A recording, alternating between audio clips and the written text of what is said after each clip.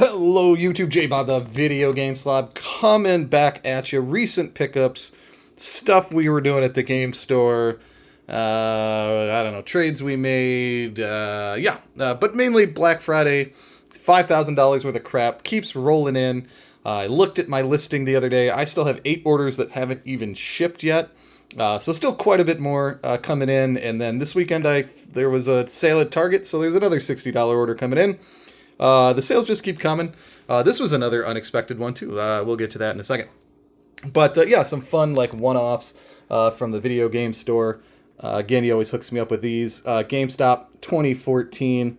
Oh man, that's barely coming out, but it's Air Conflicts Vietnam on the 360. It looks like that was $12. And oh man, I don't even know if I can read the other one here, even in real person. Oh, Naval Assault Killing Fields for 18. So some obscure 360 games. A little pricey, but I don't know. I'm not sure if you can get those cheaper nowadays or not. But always interesting to see that. Here's something he had laying around the shop for a while that I finally got as part of a trade deal that we did for a Sega Saturn because he didn't have one. The Point Master Fire Controller for Atari, one would assume, but I guess maybe it would work for the Sega Genesis. But yeah, it's just essentially, I guess, hits your, button for you. So it's like a rapid fire thing for shooters back in the day. I had never seen it. I don't think this was on eBay or anything that he could do any research. So just something I didn't have, so we grabbed. I was getting rid of the last of those comic book trade paperbacks I had because I was already into the profit on those. And so my buddy had picked this up recently, and so I took this for $25 in trade toward that deal. It's probably worth $25. It's not usually the kind of stuff that I get into, but I think that he said it was from '87. Pretty sure the instructions are in there. It is kind of a cool set. Who doesn't like race cars? It's very of the era, the minifigures with the little helmets, that kind of thing. It's not a ton, 185 pieces, but does have that classic box, which is pretty cool to see. So I don't know, maybe I shouldn't have taken that. Maybe I should have, but I don't know. We grabbed it, so we own it now. So that's the thing there. While I was in there last night, these came in as a trade-in, so I got, again, this is part of the Saturn deal, a chip-in. I'm sure he paid $1 for all three, and, same, maybe $2 sort of in trade in my head on these. But, I love the comic series. Of course, there are a number of Injustice comics and series, but since this was a nice run of 1, 2, and 3, I figured I'd pick them up. Not that I wouldn't grab every video game comic anyway, but from the creators of Mortal Kombat. So just really cool artwork there, and just look at that lightning effect is just crazy. I mean, are you seeing how detailed that lightning effect is? I don't know, maybe it's just me. Really great, Joker there. But apparently they were not selling well, because, they had to put video game sensation on there to really let you know what was going on with these. So I always think that's pretty funny. Actually just ordered, I found out Rage had a comic, and it's sort of funny that I don't know every video game comic, and I own a ton of them by now, as you've kind of seen, but so I had to order the run of Rage, so one was up for auction, so I picked that up. So more comics incoming. That has nothing to do with the Black Friday purchases, but there we go. We'll do these. These were the Best Buy deal of the day the other day, and I was shocked that they arrived in 2 days. Best Buy is killing it with their shipping, but $19.99 for Wario on the Switch is, I feel, pretty unbeatable. I already had these sealed, so this is going to go, directly back out to market, so that shouldn't be much of an issue. Again, most of these were like $10-15 US, and so I love P-Cube. I always thought this game was kind of an interesting one, and so, visual novels are sort of a genre that I pick up, and so, I don't know, great color palette there, so I grabbed that. These are $5 Canadian every time they come up, so I took it as an opportunity to grab 3 more. So I forget what that comes to, like $3.75, something like that. But I put $10 on them and set them out. It's a sealed Persona game for $10. People don't have much qualms about picking those up. And then I picked up 2 of these off my friend the other day, forgetting I apparently had ordered 4 myself. So nothing exciting there. Now I just have a bunch of duplicate copies of those. So those will all go out. Again, Endling was another one that he ordered that you could only, it was $5 Canadian, so you could only order one. So he ordered one and I ordered one. But yeah, here we go. Here's the games that were keeping at least one of ourselves that I didn't have. Oddworld was $7.50 American, so, and that's tax and shipping included. So pretty cool. Love the Oddworld series from way back. I have not played it on the modern console, so we'll give that a shot. Potion Permit, the complete edition. I was kind of like, man, I don't want to spend, $15 on this. I already own Potion Permit. Again, it's a P-Cube game. But, I mean, you do get all the DLC, and I realized this is from 2024, so it's been 4 years. So, okay, I guess every 4 years, if you have a really good game, we'll spend $15 to get all your DLC and have a new sealed copy. System of Souls, just a cheap first-person game there. Compatible with haptic gaming systems. I have no idea what that means. I don't play with haptic gaming systems. But yeah, just kind of trying to pick up all the games of a certain aesthetic that you'll sort of see as we go through these.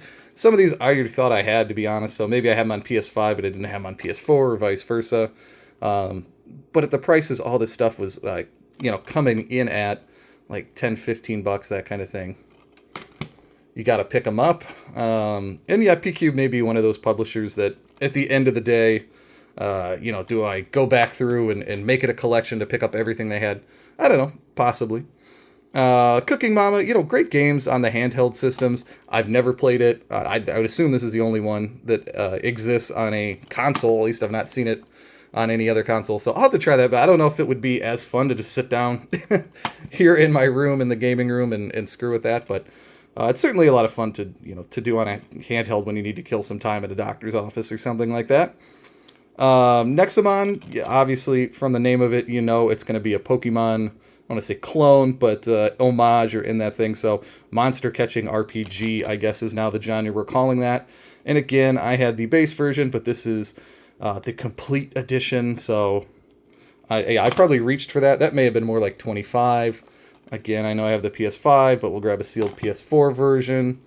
And P-Cube, this is, I feel like Die After Sunset was not the type of game I was expecting from them. It looks more like a first-person shooter to me, which isn't generally what P-Cube games are.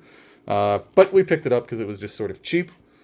Again, not really going for the 3DS set, but last year I did put a concerted effort into doing the same thing I did with the Switch this year, is just trying to pick up all those first-party titles, pick up the Sonics, and stuff like that. And I thought I was grabbing the Xseed games, but I must have missed this one. Any of these town builder, that sort of game stuff, always seems like it's a pretty good value. So that was, I don't know, 20, 25, something of that nature.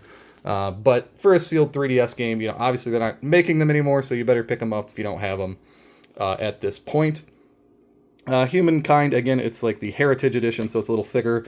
So I think I might have paid maybe more like 20 for this. But yeah, it has that Civ Sim, style to it. And there just aren't a ton of games that get put onto consoles in that genre. So any of those wackier genres I try to pick up. Again, anything Atlas, I'm pretty sure this was like 25 Canadian or 25 American after the conversion as well. Class of Heroes by Atlas, which I thought was very odd that they still had sealed copies of it till I realized it came out in 2009. So I grabbed 2. I know my friend grabbed a couple. I actually didn't have it, and it's funny because I've purchased it on lots of other systems over the years, but I guess I never had the original on PSP. Yeah, how many of these are still sealed? Makes you wonder, right? Is there a giant backstock of those, somewhere? Speaking of Atlas titles that will never, get out of the gate, but for $10, so $7.50 American, you get the bonus art cards. Seems like that'll have legs or always be able to get a return on it, so just ordered another copy of that. Speaking of the going through collections, and so these were all in that $15 range for sealed copies, and it's like, now's probably the time to start grabbing these, just so I have them sealed. I find them in the pawn stores and that kind of stuff for $5 for the copies that I play. I generally, like them. So, might as well grab the Sonic titles I was missing. Another one for $7.50, Shenmue 1 and 2.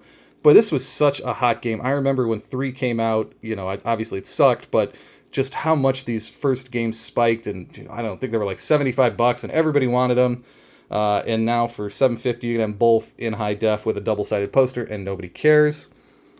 This was a popular thing to do on the 360. I don't think we see as much of it anymore, but it's sort of the 2 games packaged together. or multiple games in a series packaged together. But yeah, so I don't know, it's like 10, 12 bucks, something like that. So we picked that up. Generally, anything Bayonetta I like to pick up, so we grabbed that. This was, again, more. I think it was like 25 for this. It's Demon Slayer. It's a party game. You know, I know that's sort of a hot property now. Will it always stay that way? I don't know. But yeah, for the Mario Party version of it, I don't know if that'll get a huge print run. I generally don't trust Sega not to reprint everything into the frickin' dirt, because they seem to do that a lot, so I may well regret that. But we'll dollar cost average it if it goes down. Yeah, Kiwi, just another cheap game that obviously I haven't seen before. It's, again, like being in a video game store several days a week, there are just certain Xbox One titles, or most Xbox One titles, you just never see. It's the AAA titles and that's it. So any of these like quirkier ones for like, $8, $10, I try to pick up. Metal Gear Solid Collection 1. Again, Konami will just reprint frickin' everything into the dirt. But great games, and so yeah, I had the original Metal Gear collection on the original Xbox, so we'll pick that up. I don't know if that'll have a big print run. Maybe they'll move on from that. I don't know. And then Zero Strain, which this stuff got really weird. I was really big on picking up East Asia Softs, or Play Asia, as you might know them, stuff for years when they were competing with limited run games, and then they would partner sometimes, and some of the games would get re-released, so, it was a limited edition of 1,000, 1,500, 2,000, but then it gets an ESRB release, and so, you never really knew how big the print run was, and, I don't know, they're just really, I don't want to say scammy about it, but, I mean, it is nice that they do give you the individual serial number. Not enough games do that are in that limited print space, in my opinion. But yeah, I just kind of let my attention fade for East Asia Soft. So, I don't know, maybe, let me know, too, in the comments, if that's, it's 12 minutes in the video, nobody's listening. But if that's a company that you were picking up or trying to set collect for, what are your feelings on that? But yeah, there you go. That's what we're buying. That's what's coming in. Until next time, YouTube, J-Bob, the Video Game Slob, over and out.